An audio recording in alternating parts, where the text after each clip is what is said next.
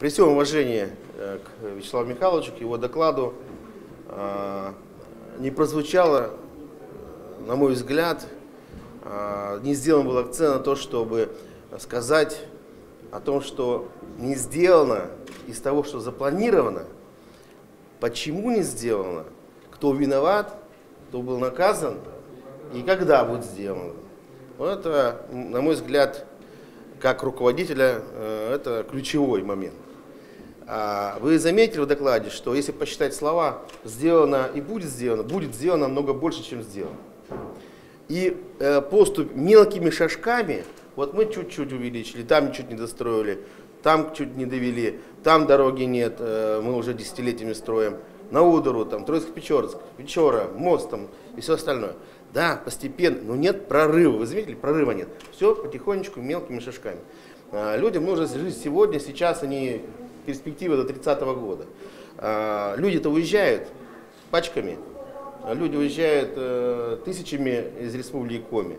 То есть у нас почему? Потому что или зарплата, или инфраструктура, или нет условий для жизни хороших, для себя. Поэтому необходимо продолжение темы, все-таки более сильное давление на федеральные органы власти для получения каких-то льгот для северян, изменить все-таки налогообложение, то, что в Москве не должно быть одинаково, то, что в Москве и в Республике Коми, то, что люди живут на севере. Раньше, вспомните, в Советском Союзе, кто ехал на север, или кто любил природу, или за большими крупными деньгами. Сейчас у нас все одинаково. В Москве получают больше, чем на севере. Ну, такого, конечно, будут люди уезжать.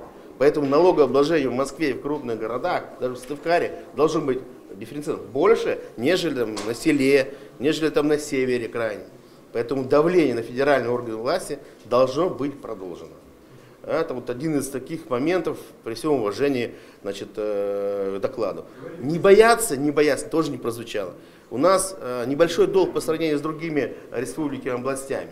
У некоторых долги внешние зашкаливают там, за 100% от бюджета, от доходности бюджета. У нас же не такой большой долг, поэтому не бояться заимствовать ресурсы федеральных органов власти, коммерческие ресурсы для прорывных инвестиционных проектов, в том числе на строительство дорог, на строительство там, каких-то там новых технологических там, современных предприятий, предприятий добычи, которые давали бы налогами и рабочими местами доход для республики. Вот так-то все в принципе нормально, но это обычный доклад. А хотелось бы услышать, что в чем, собственно говоря, прорыв должен быть. Прорыв